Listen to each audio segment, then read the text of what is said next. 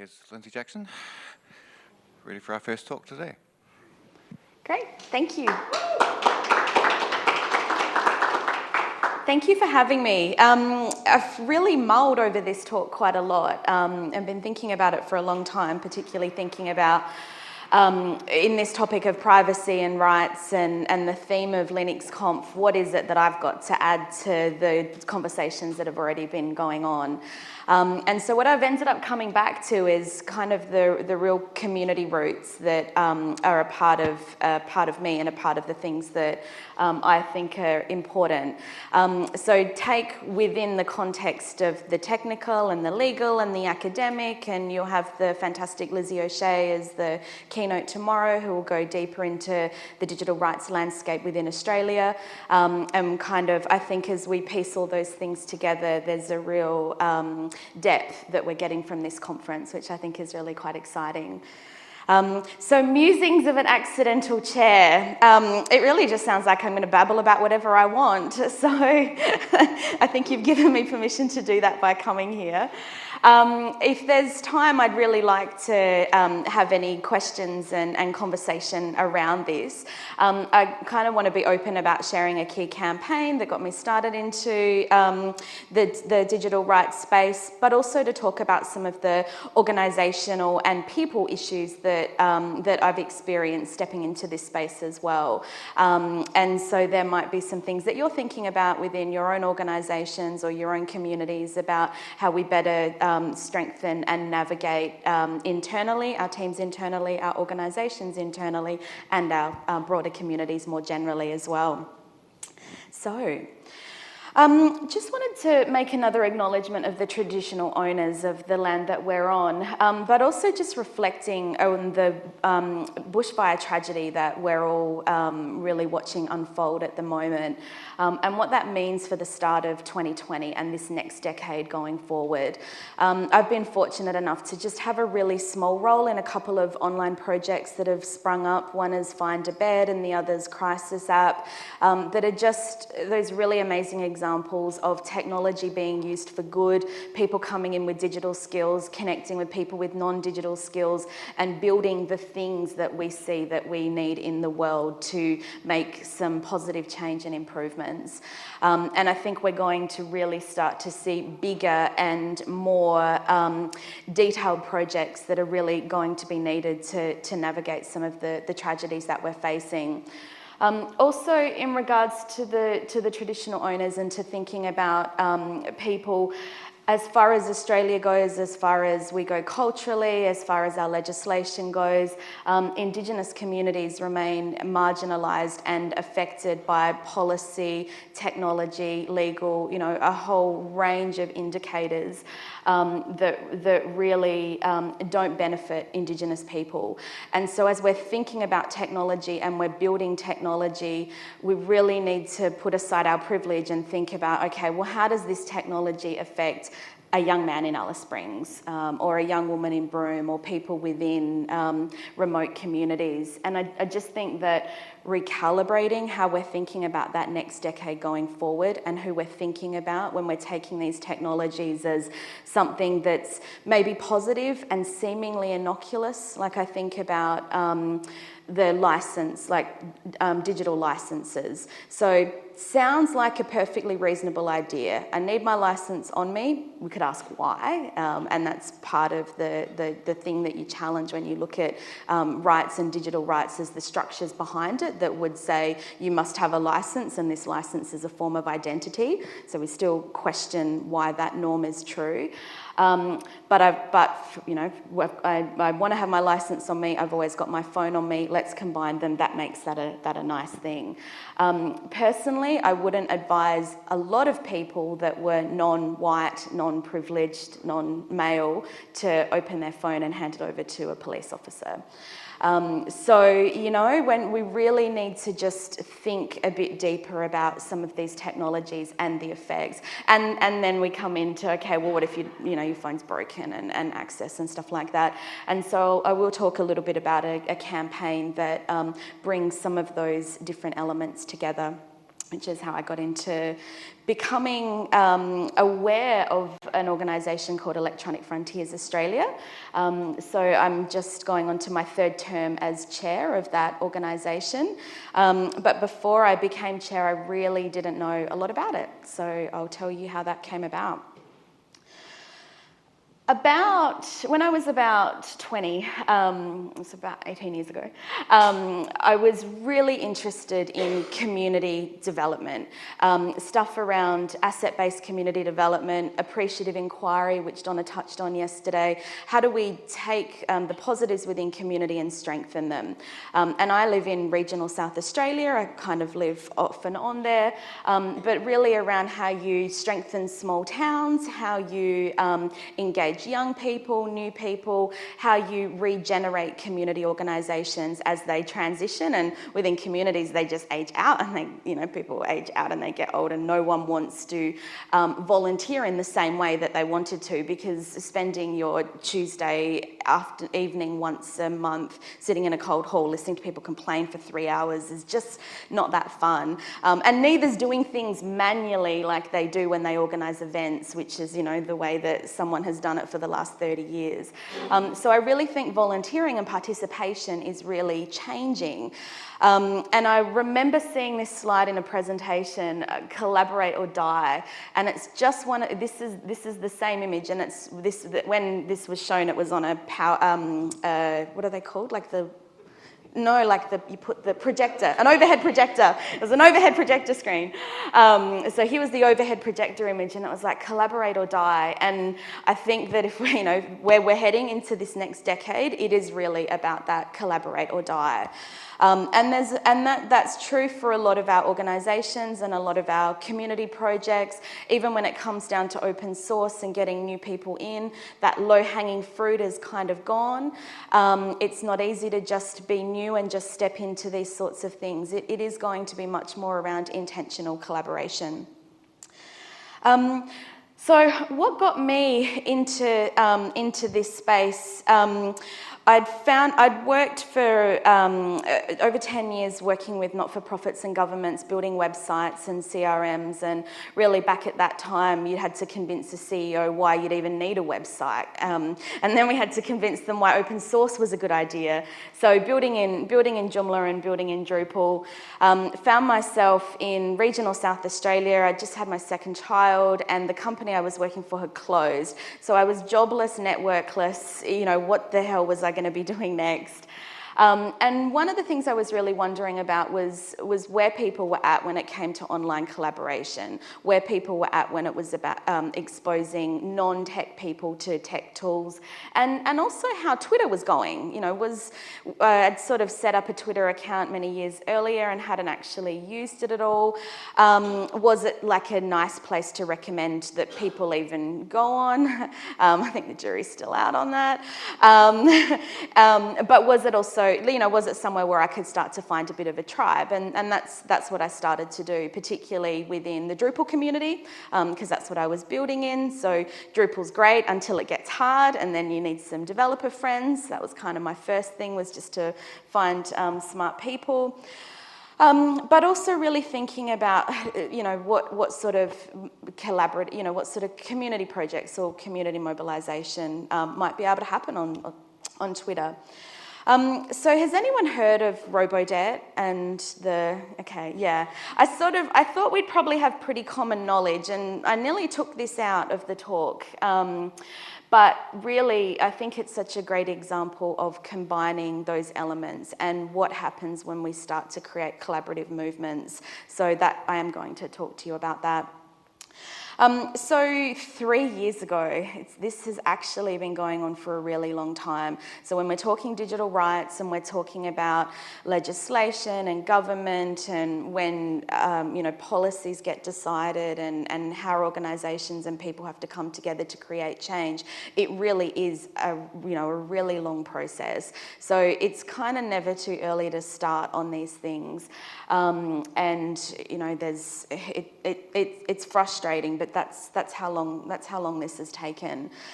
So about 3 years ago, there started to be remember reading this hack article on Facebook, and the thing that struck me was the number of comments. There was about 800 comments, which was just far more than is usual for a hack piece. And people saying they were getting these debts. So they've, like 5 years on, they'd been on Centrelink, and all of a sudden they were getting these notices. Like, where was this coming from?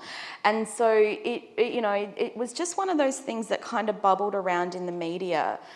And then about 10 days, and I'm like, I think there's something in here. But then about 10 days later, there was this headline.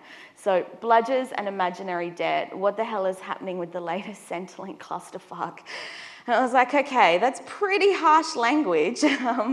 What is going on? And it was, there was definitely movement on Twitter around what was happening here. And one of the key people that, if you use Twitter and you're into digital rights, then Asher Wolf is just for such, for so many years been such a strong campaigner for digital rights, and as someone that was really kind of new to Twitter and figuring out who was who, it was also really clear that Asher was just so incredibly knowledgeable. But it was like, okay, well, what could we actually do about this? So I guess I just had that day where it was like, okay, well, what if we built a website? So I had about 100 followers, so I didn't really have any kind of influence or connections or networks, but I just really believed that there was something here. And thinking about the time of year, so it was the 30th of December, so everyone's on holidays, thinking about working with not-for-profit organisations. If any of them came back by the time they put a proposal together and a spec for tender and kind of got their acts together, you're probably talking a few months before they're actually really going to really act, and that's if they did. So it seemed like there was a pressing issue and that there was room to uncover things a bit more. And I guess fortunately for me, on that day, Asher responded. And so it was like, okay, well, what? Like, what are you going to do with this website? Which is a totally fair question. So it was like, okay, well, I'll build a website, but I need 5 others because I can build websites, so I don't need to like practice this sort of stuff. But I would be really interested in taking some other people and getting them involved and getting them to help. But also, it was also very clear that there was this real technical challenge that was going on as well, and legal and political. Like, what was the algorithm problem that was causing these issues? Like, how was that even coming about? So it was really about how do we just get people to collectivise just so that we knew the extent of it. And so one of the first things that you need if you're going to do this sort of thing is someone that will respond and say, okay, I'll be a part of that. And that person was Amy, who said, aside from proofreading, probably not useful. It's like, well, copy, that's pretty useful. But, didn't have any skills to offer.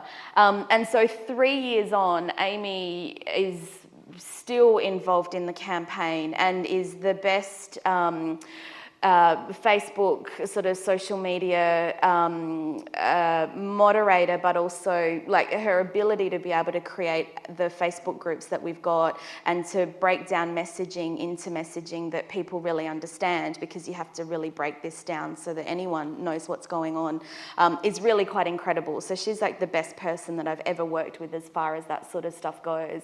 And we work on a range of different things together. So also very fortunate to kind of get someone like her that was so skilled.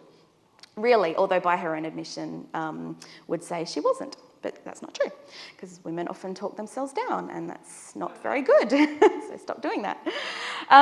So within a few days, we put together this website.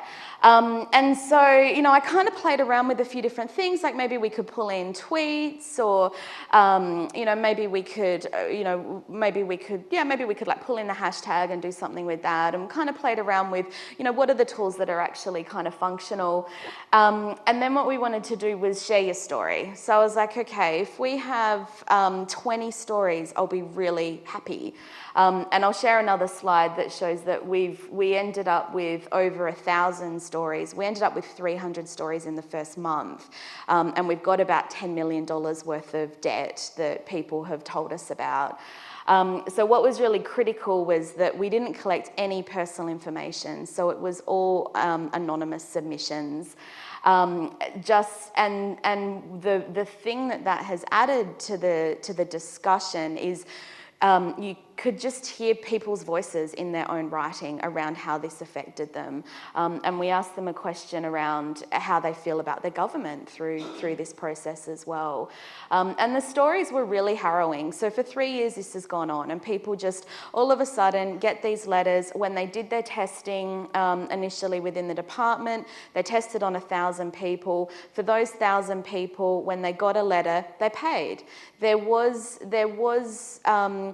no real kind of questioning about why the government would get something like that wrong. You got a debt, you're at university 5 years ago, so you must have done something wrong back then, and it was just far easier for people to pay.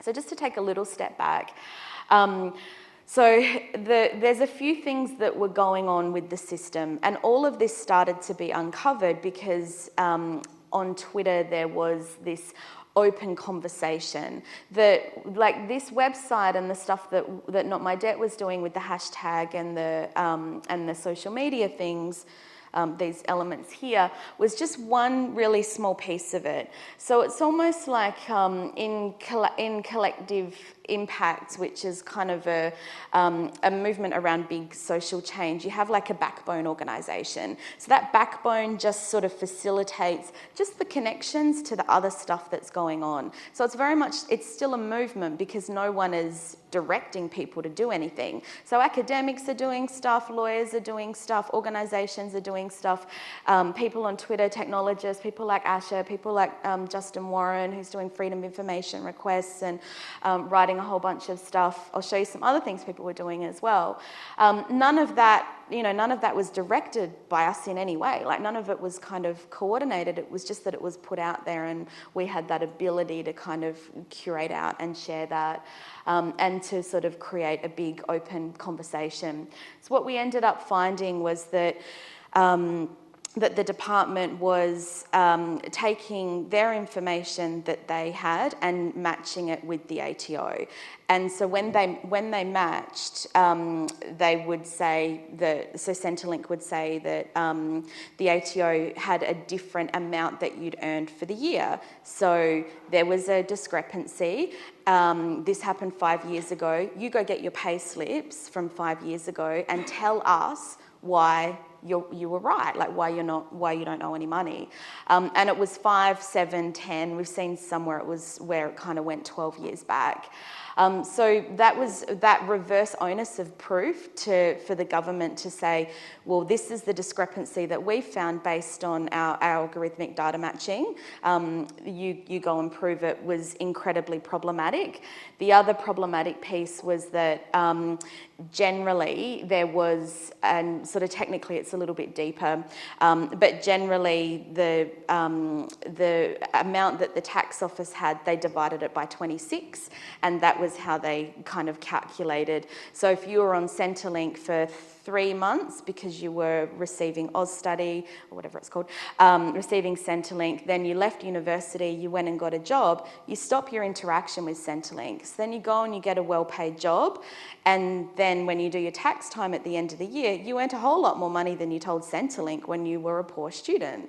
And that difference is what they were averaging out, and then saying, well, actually,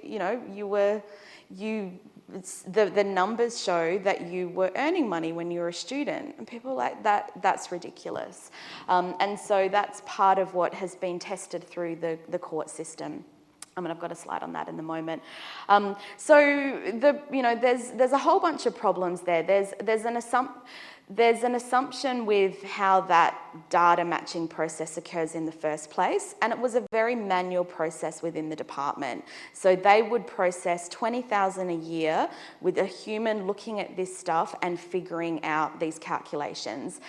There were very known errors that would come up with this data matching, and early on there was a whistleblower document that didn't come through us, it went through a political party, a political independent, that showed the different errors that humans were trained to look for. So things like the job because they weren't matching against ABNs, the job name that Centrelink had could have been different from the job name that the tax office had, and therefore you had two employers during that time. Well, a human can look at it and say, well, no, those names are just the same. There's just the PTY LTD at the end.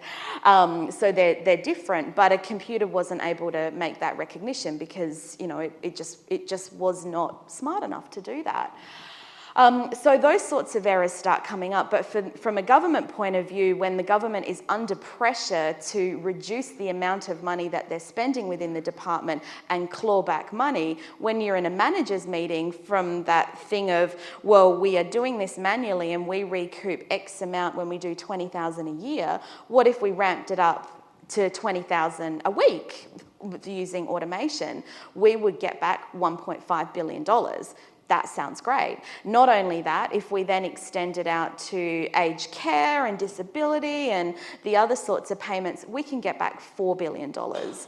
So that is sitting in the budget as a budget estimate and a budget savings. So that very politically has become part of our budget surplus that we're dealing with, which is why, in my opinion, when we had our election, that Labor didn't say they were going to scrap it. Because otherwise they've got to figure out where to get this money from as well. Now, after the election, they've come down quite hard and they want to see robo-debt stopped, and there's a class action, so there's some other elements that are happening, but incredibly politicised. And again, we're talking 3 years on. So 3 years we see this level of error. So it's just... It's the reason that it is necessary to be vigilant, and it's not enough to just focus on the technical aspects. We also have to have broader debates about the policy and the human impact. But I guess for the intent of where we're up to in this, there were some real elements. So it was really important to bring in people that were non-tech because we were sort of building this out as a community project. And so what ended up happening was we had a lot of women that were non-technical that became to be involved with this. And so I'd just like train them up in how to use Slack, and we'd figure out and train them in how to use the website, and just kind of figure out different roles within this. And the way that things moved, because it happened in January, people were kind of on holidays. So there was lots of micro-volunteering. So there was lots of micro-contributions. So really early on, there was a Google Doc, and some people just started to put all of the legal aid organisations up and the places where people could go to get help. And all of that was just put up, and people could just go forth and do it. And then, the other thing we did was build out the website in Drupal, and we use GovCMS, which is the government's Drupal distribution, because, you know, that's always nice to use the tools that the government uses. And that did not go unnoticed. So I'll share with you some of the other stuff that was going on. So totally independent. This is all of the other key bits of information when you kind of open up this space and say, okay, well, let's have this big conversation. We had an honest government advert from Juice Media who do so many great things. I started to get there was someone in London in the middle of the night, and so they were jet lagged in London, and I still to this day don't know who they are. They kind of kept messaging me for a few months. They seem to have their Twitter account closed down quite frequently, and I believe that they did memes for political parties, and they just start. I think I've got about 20 of these on my computer.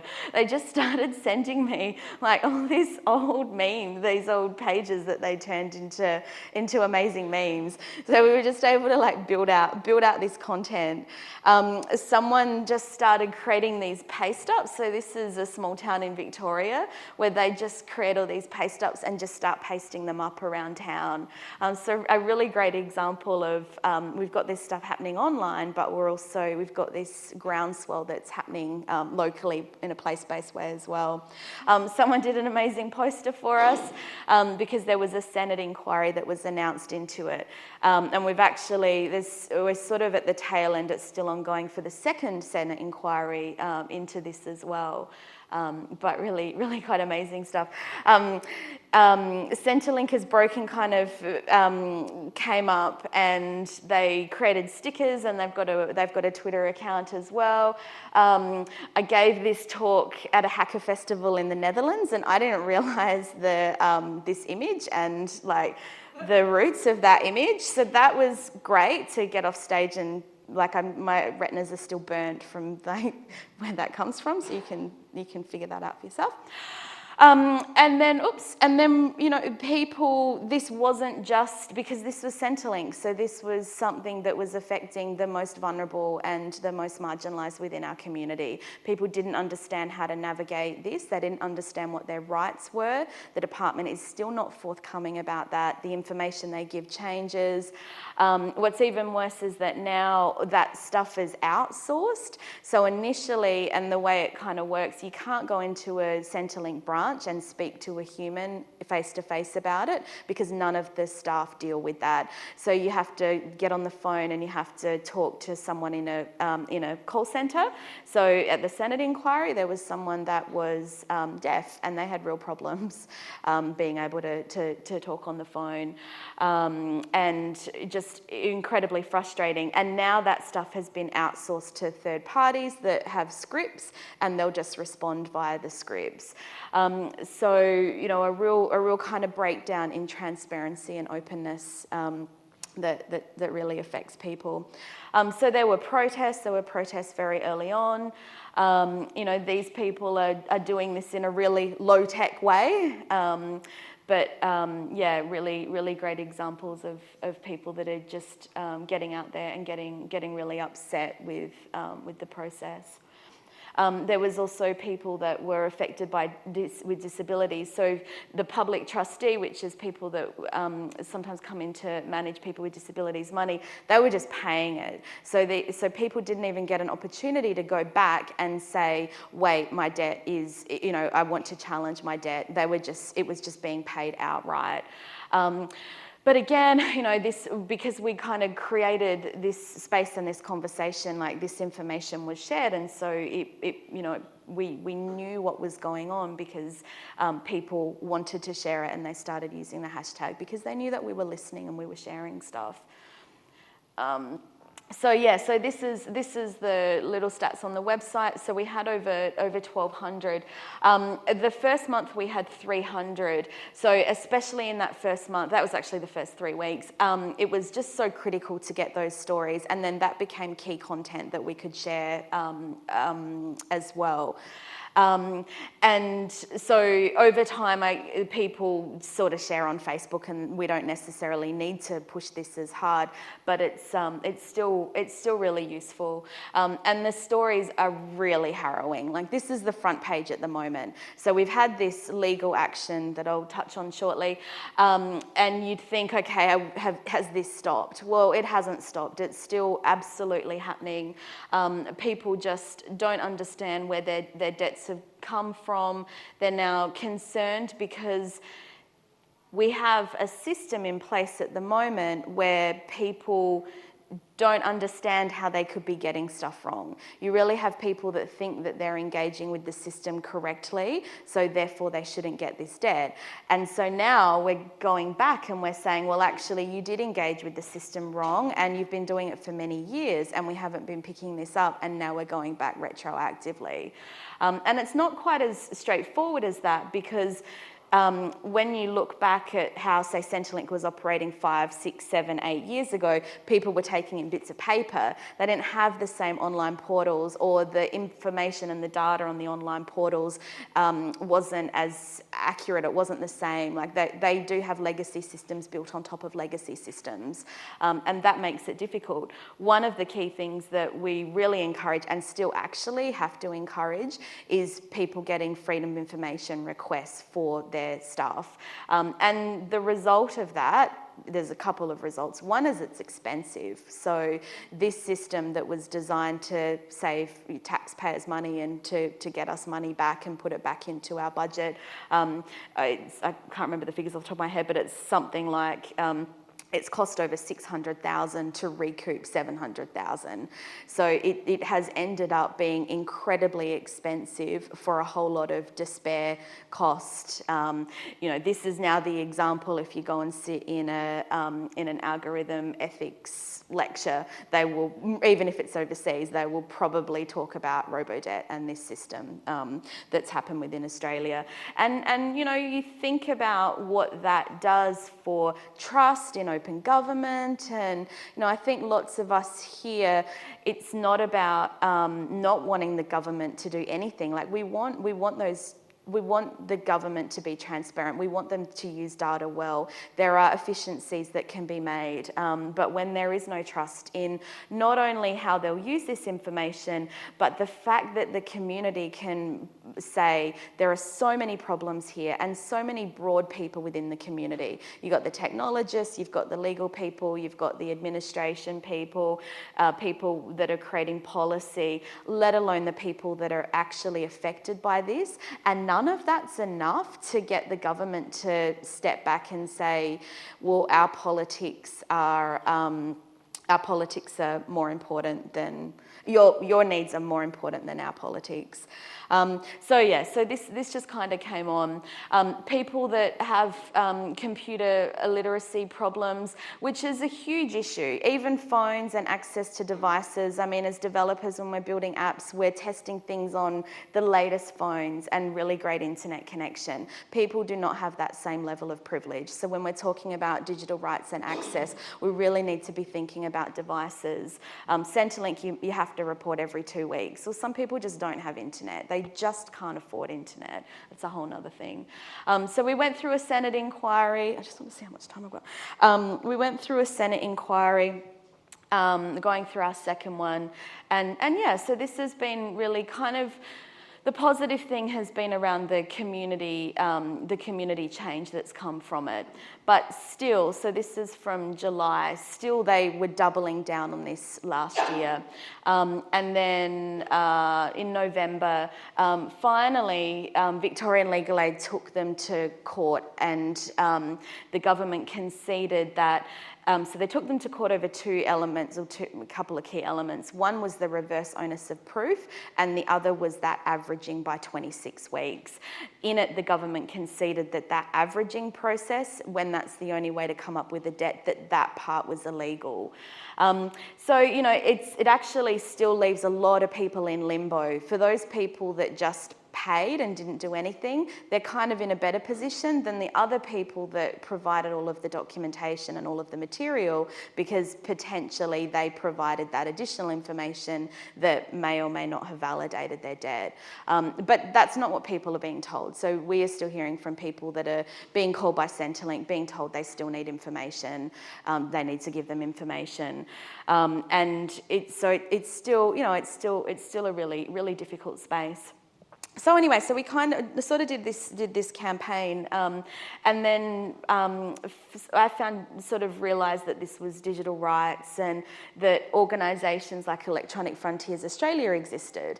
And so EFA's been around for 25 years. So when people were building the technical infrastructure for the internet and doing all of those sorts of things, they also had an awareness that these technologies were going to lead to a potential erosion in people's rights, digital rights, but also human rights. So around privacy and surveillance and access, and so these organisations were formed. And I just think that I think that's such an amazing part of the internet story, and the reason why we're here and the reason why we talk about these things, because it is still a really values-driven space. So Electronic Frontiers Australia people had been a bit frustrated with EFA and with how they were going. And I think that it's symptomatic of a lot of organisations. So a lot of organisations struggle to recruit new people and bring new people in, and then when they do, to figure out what to do with them. And that had definitely happened within this organisation. So you can often start to get a few key people that hold it really tight, and then it kind of becomes a bit linked to their identity, and it's a little bit hard to open it back up again. So we've spent, I'm going on to my third year. We've really spent the last 2 years on the internal stuff for the organisation. And actually I remember talking to Kathy Reid really early on, who just shared about how Linux Australia had kind of gone through a similar process of, okay, we need to strengthen the core of the organisation. We need to have everyone, we need to have the right systems in place and get the organisation working really well together before you can do the outward facing stuff and before you can start to do more events and more things. And we're at that point now, which is really great. The board is looking amazing. We've got a lot of changes that we're making for the policy team. So I think it's going to be a really exciting time for digital rights organisations to kind of come together and work together and really do great stuff within Australia. And I guess that is the thing around, the theme of this is who's watching, but also who's watching your back. So I sit in things where people are talking about the ethics and digital rights and AI and, whatnot, and they kind of hand wave this thing of civil society. Civil society will kind of take care of it, and I'll be on my phone, I'll be like, what? Like, EFA is civil society. And within Australia, I reckon we've probably got like 1.4 people that are employed to look at digital rights. And one of them is Lucy from Access Now, and they're an American-based organisation. She takes care of Asia as well.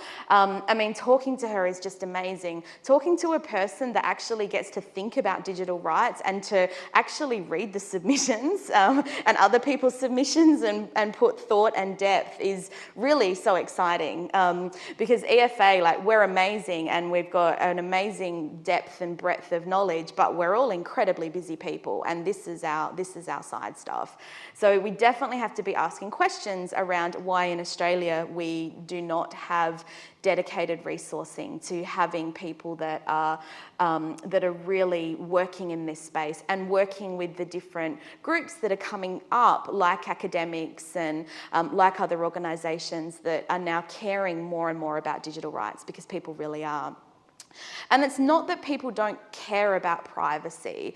So Australians really care about privacy. And when I have conversations with people, it just holds true more and more. So even with things like my health record, the campaign to create awareness around when they changed it from an opt-in to an opt-out, there was no money for that campaign. And so it was really just people caring about it, people talking through social media, their own networks, and then those other people that just really felt uncomfortable with it anyway, with just not wanting this sort of system or not trusting this sort of system, despite the millions that the government spent on campaigning and advertising. And my doctors in my little town, I counted like 6 pieces of material, branding material, where they were really pushing it. But still, we had 2.5 million people, and then 9% only 9% have ever even logged in. So questions around these sorts of systems, the expense, also the delay. So the delay within government around when you start to build something out. And by the time you build it out to getting it up. The AA bill, so Lizzie will definitely talk to us about that tomorrow. But so, the AA bill was like they were sitting on this bill for 2 years, they dropped it and they gave us 4 weeks to respond to it. So you've got 4 weeks for people that are volunteers, to come together, and it's only because people in this space are amazing that submissions came up and came out.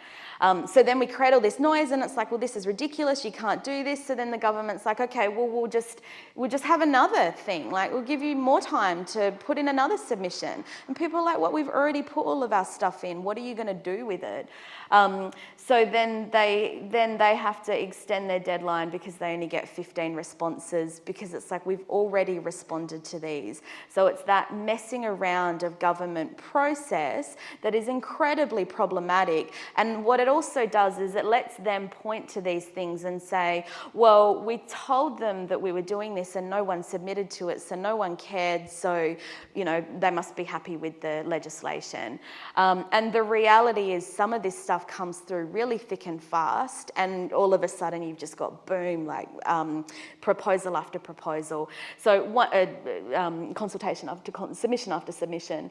One of the things we're really doing and starting to do really well within the digital rights space is at least working together and communicating, so you kind of get a feel for which organisation is submitting which thing.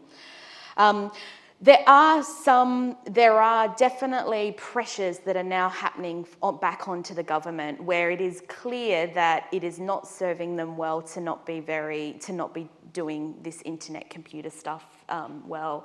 So the committee rejected the facial recognition database and pushed it back. Now, what's significant about this is because in Australia, if something comes through Home Affairs and it's linked to terrorism and national security, then boom, both sides just tend to capitulate and just let this stuff through. So the fact that we're getting these movements is really heartening. Yet facial recognition is still creeping into to stuff that's happening within enterprise, and we don't have the laws and the regulations to catch up with it. So this was America, where they're talking about it in America, and in this article they're talking to poker machine manufacturers. You walk past the poker machine and it picks up your face without your consent, it just picks up your face. And as the journalist is talking, the person they're talking to is like, well, your face is like a QR code. You know, this is the attitude that's coming from within industry of let's be disruptive and build all of the things, and then when you don't have the legislation or the community standards that are very clear from a policy point of view, it makes it really difficult. I'm going to run out of time. Another thing that's happening at the moment within Australia is NetThing. So we got some great people.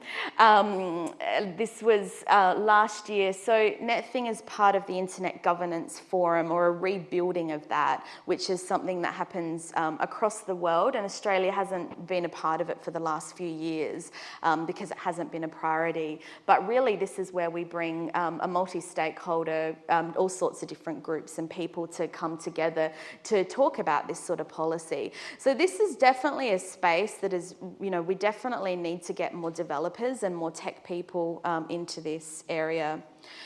I'm just going to briefly touch on inclusion and the need for inclusion and the need for diversity in this space. And that's about sustainability within these movements, within our technology organisations, and also our organisations. Because I didn't realise that this sort of thing in EFA was something for me until I was told, you know, this is something for you. You should think about this stuff. And I'm really intentional when I talk to women, especially about EFA, how they might be, you know, how they might fit in a really great way, whether it's at a board level or whether it's at a policy development level. And that's something that we really need to be doing much better of in technology. So really encourage people to talk to other people within their teams and people that they talk to around how they can get more involved in even movements like Linux Australia, and how we can get more people participating and open those doors into technology. It's important for the sustainability and the policy development of technology. It's also important because that's where the money is in, and that's where the jobs of the future are going to be. So there's also a real equity issue in locking people out as well. And really just keep an eye on the work that organisations like EFA are doing, Digital Rights Watch are doing, the Australian Privacy Foundation, share, boost campaigns, like talk about this sort of stuff because it really helps. Talk to people that are non-tech, tell people about opportunities. One of the big focuses this year for EFA will be building up organisational sponsorship. We already have fantastic organisations like Fastmail, so we've got Nicola here if you want to talk to someone from industry about why it's important for industry to support organisations that are looking at this sort of stuff and caring about digital rights and how that can be a benefit from a business point of view, I think is another really important layer to add. And I am run out of time, but there is a BOF tomorrow. So Lizzie O'Shea from Digital Rights Watch, who's our keynote tomorrow, will be there as well. So really, really great. And have a look at EFA. We take memberships and donations. I have to plug that. I'm legally obliged to plug that. Yeah, so I think that's it.